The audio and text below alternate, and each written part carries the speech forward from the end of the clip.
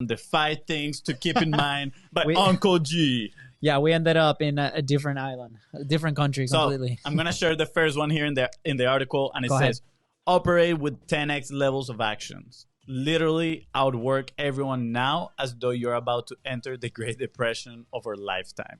Yes. I mean, it kind of seems like it, the Great Depression of our lifetime right now. It does seem like, I mean, if you kind of tune in into the news, which I recommend, do not do it. Just focus on your thing. Make sure that you're sharing this time with your family. Make sure that you're sharing this time, or that you're investing in your time in a very smart way. So, What about operating at 10x levels? What does operating at 10x levels mean? to me, right, is take what you're doing right now, and I'm gonna relate it to content, right? If you're publishing, twice a week, do it 20 times a week now, right? Does it mean actually publishing 20 times or setting your goals to 20? Because I remember, when we read the book, I think that's what he says. It's like, set your goals to 20, right? Let's say I want to make 100 grand a year, right?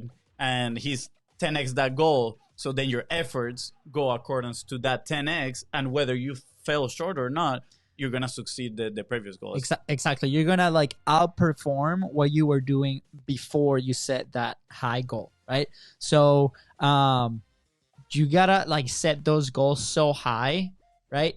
That At your least actions mentally, go- and then measure accordingly, right? Like don't go like, okay, I'm gonna publish 100 times a week.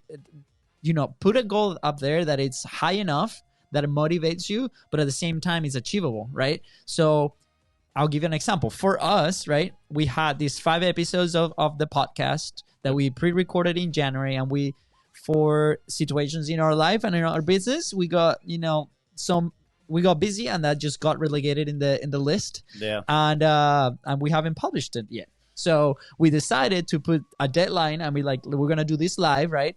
And we're gonna follow the example of people that we admire, and we're actually gonna do this 3 times a week. Yeah, I'm gonna share a little story right here. This personally for me, it was actually a little bit embarrassing. I think 3 weeks ago now, I think we went to Podfest, right? It's a podcast conference in Orlando. It was our first time going there. We were like, hey, our target market is right here. All the podcasters, we need to go shake some hands. Don't worry, we use Purell a lot. We need A lot of fist bumps. But we need to meet these people and get in their heads, right? Like, see how they're thinking. So we started meeting people, and the one question that everybody would ask was, oh, so what is your podcast about, right? Like, have you guys, how many episodes are you in? And we were like, oh, dude, we are 5 episodes in, but they're not published. So it's like, oh, we don't really have a podcast, right? Like, if we have the episodes, we recorded them, we take action, right? But at the end, we don't go through with it. It's like we don't actually have the podcast. So I was so freaking embarrassed every single time they would ask me, because in my mind I was like, man, we're looking like wimps over here. Like that was a good wake up call. It's a good wake up call, because we're preaching publishing, and at the moment we were doing the 45 live, but I was like, oh man, I feel like we're disappointing some serious people right now.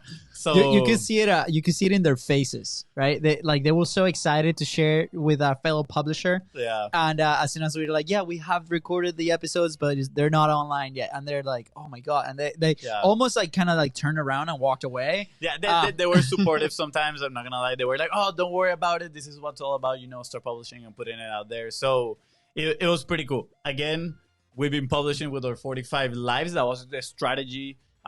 We call it the minimal viable content. We're going to talk about it in a different episode. Yeah. So what we decided to do today, we actually took most of the day and we created a framework around what we can do right now, which is going from this macro, which is a podcast, to a lot of micro assets in a way that we can actually perform and actually distribute. So that's what we're doing today, and that's why we're doing actually this live, right? And then you guys are going to start seeing some content coming out next week where we're testing like these frameworks, right? And it's going to be an evolving process. We do it with some of our clients, but we needed an internal process for us to do it.